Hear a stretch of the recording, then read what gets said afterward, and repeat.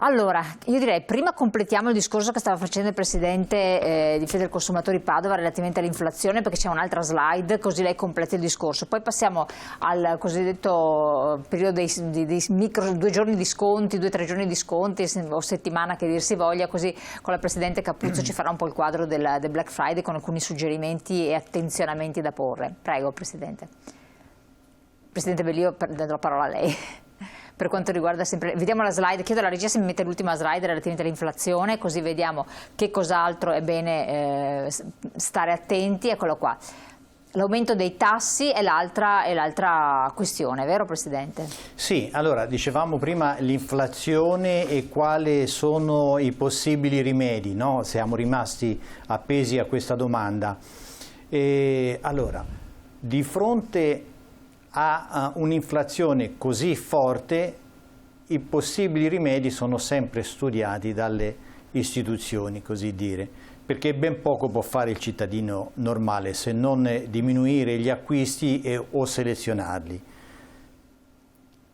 Allora, è politica comune di tutti gli economisti che quando siamo in un periodo di forte inflazione dobbiamo procedere a delle, come dire, politiche restrittive.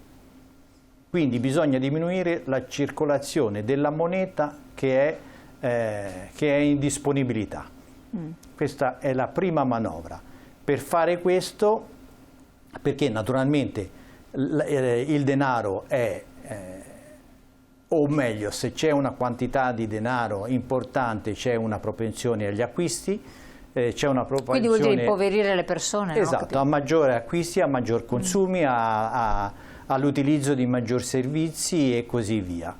Allora, per diminuire la moneta in circolazione, la prima cosa che viene fatta è l'aumento dei tassi da parte delle banche centrali.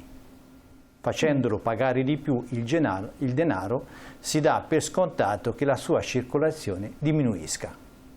Quindi aumentare i tassi significa, in poche parole, rendere più cara la vita, più costosi i servizi e i beni e dare una maggiore propensione alla spesa pubblica in generale. Quando dico pubblica mi riferisco naturalmente... Ma perché questa volontà di diminuire il denaro in circolazione se l'economia si muove, cresce in virtù del fatto che il denaro circola? Perché è l'unico modo per ridurre l'inflazione. L'inflazione è una cosa abbastanza, come dire, pericolosa per un sistema economico-sociale, perché va a diminuire di fatto il potere di acquisto e naturalmente la qualità della vita di una larga fascia di popolazione, soprattutto colpisce i redditi diretti, i redditi fissi, è la prima cosa. E se l'inflazione naturalmente supera una determinata soglia può diventare pericolosa, proprio per questo tipo di situazione. Quindi le banche centrali aumentano i tassi perché hanno la presunzione di regolarla, la vita, perché hanno la presunzione quindi di regolare la quantità di denaro in circolazione, che deve restare in un certo equilibrio.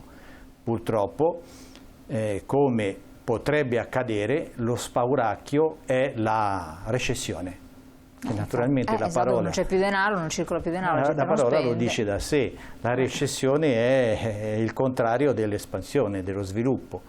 Ma in una situazione come questa, di inflazione sempre più alta, di aumento dei tassi, quindi prodotti che crescono ancora di più, è ovvio e viene da sé che a un certo punto va in recessione.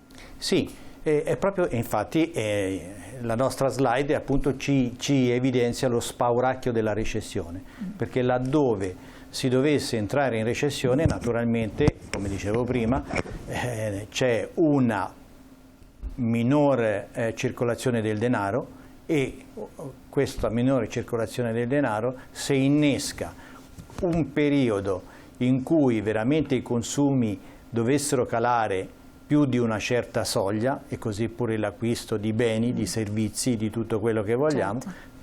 La conseguenza non è soltanto una minore predisposizione alla spesa e quindi all'acquisto, ma addirittura può può andare in crisi anche il sistema produttivo, il sistema delle imprese, le quali anche quindi perché certo. si vedono acquistare meno bene i loro prodotti, hanno più difficoltà a venderli, quindi si potrebbe innescare un processo di licenziamenti e questo naturalmente è abbastanza pericoloso per un'economia. Ecco dunque che l'inflazione naturalmente si porta dietro queste regole ferree e crudeli di regolare la quantità di moneta in circolazione che spesso porta alla recessione. Chiaro. Allora, mamma mia che argomenti un po' pesanti, fanno venire tristezza. Presidente Capuzzo, Black Friday, consigli, abbiamo anche qui una slide che fa il riassunto di tanti suggerimenti e poi un telespettatore un po' ha anticipato con un messaggio relativamente a un acquisto fatto che non rispondeva con le caratteristiche a quello che era stato promesso in vendita. Prego. Sì, allora collegandoci proprio al messaggio ricevuto, uno dei consigli che diamo sempre è quello ovviamente della massima accortezza nel momento stesso in cui andiamo ad acquistare un bene o un servizio. Diceva bene il mio collega Dario Belli che bisogna valutare effettivamente se quanto lamentato dal telespettatore era un dato palese, ovvero se era facilmente riconducibile il fatto che ci fosse stata una pubblicità, chiamiamola così, non realmente corrispondente al bene che poi si è portato a casa, o se di fatto questa caratteristica risulta essere diabolica, ovvero difficilmente riscontrabile. Per parlarci chiaro, insomma, quando noi andiamo ad acquistare un bene all'interno di un locale commerciale sappiamo che non abbiamo il diritto ai 14 giorni di ripensamento che invece ci vengono accordati per gli acquisti effettuati a distanza, in internet, telefonicamente o comunque non all'interno di un locale fisico.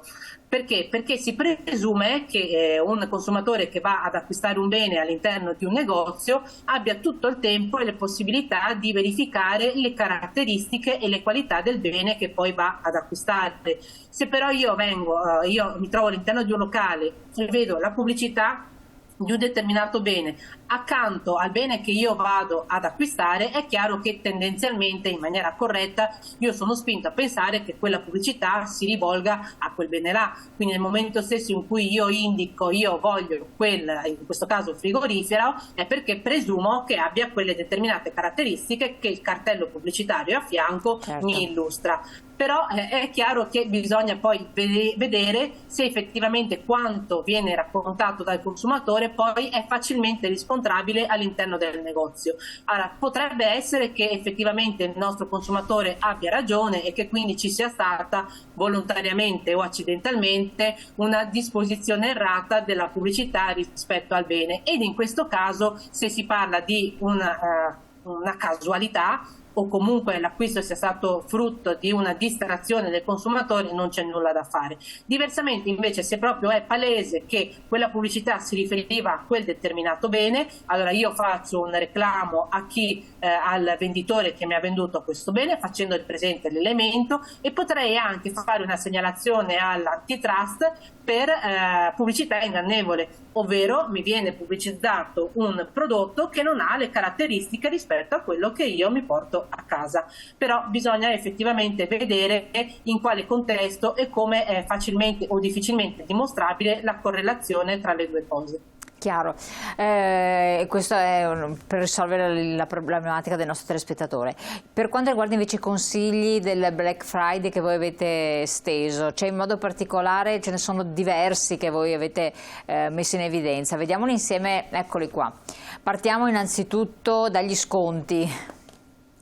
Eh sì, questo vale in questa occasione dove si parla di Black Friday, che sarà di fatto questo venerdì, seppur ben sappiamo che molte società hanno anticipato di gran lunga gli sconti, ma vale per esempio anche all'interno del periodo delle vendite di fine stagione. Il consiglio che diamo in termini generali è di non farsi ammagliare dagli sconti eccessivamente alti, perché molto spesso dietro a scontistiche eccessive, nel caso soprattutto di vendite online, può nascondersi la vendita di un prodotto contraffatto.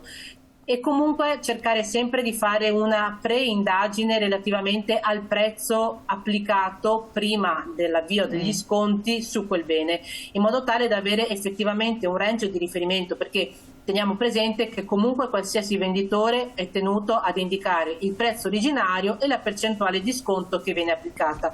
Però facciamo attenzione che in alcuni casi, in maniera furbesca, alcuni venditori prendono come riferimento il prezzo iniziale di quando quel bene è stato messo sul mercato, certo, seppur poi con il tempo abbia avuto comunque una naturale riduzione del prezzo. Quindi attenzione, se è possibile verificare precedentemente all'avvio dei saldi o all'applicazione dello sconto quanto costa quel bene, per vedere se effettivamente il prezzo originario indicato è corretto, perché abbiamo visto alcuni casi in cui stranamente ipoteticamente una scarpa che oggi mi viene a costare 100 euro, domani la trovo scontata del 20% con un prezzo base iniziale di 120 o 130 euro, e quindi là capiamo benissimo che insomma il margine di sconto è molto più basso, addirittura non c'è. Presidente, io la devo interrompere perché ci richiederebbe veramente tanto tempo, ma proprio siamo giunti al termine. Io quindi invito i telespettatori, siccome immagino che questi suggerimenti siano anche nel vostro sito, corretto? Allora, sì, trovate tutto all'interno del nostro sito e sulle pagine Facebook. Perfetto, andate sul sito di Federconsumatori, andate sulle pagine Facebook, se avete dei dubbi, perplessità, rivolgetevi alle sedi di Federconsumatori, dalle regionali alle provinciali che sono presenti sul territorio. Ci sono tante persone volontarie che si prodigano e fanno di tutto per darvi una mano. I principali suggerimenti, leggo solo i titoli velocissimi e poi chiudiamo. Dati della società, attenzione, metodi di pagamento indicati, gli sconti come diceva la Presidente, recesso di pensamento per quel che riguarda gli acquisti fuori dai locali commerciali, le opinioni e il feedback, quindi forum che siano forum seri, la privacy, quindi fornire i propri dati ha un valore, l'etichetta energetica, attenzione a controllare anche questa che è cambiata tra l'altro, truffe social, ci sono moltissime truffe, la contraffazione è un altro problema, bonus e invita un amico, questa è un'altra che ne parleremo, magari di essere attenti e di fidare da queste proposte, e truffe via mail sono le altre, per cui anche il Presidente, prima ne parlavamo con il Presidente di Padova, cioè sono tantissime le truffe, quindi bisognerà dedicarci forse proprio una puntata. Sì. Io vi ringrazio, grazie Giovanna Capuzzo, Presidente Federconsumatori del Veneto, grazie al nostro Presidente Bellio, Presidente Federconsumatori Padova, di essere stati con noi. Grazie a voi, un saluto a tutti. Grazie a voi.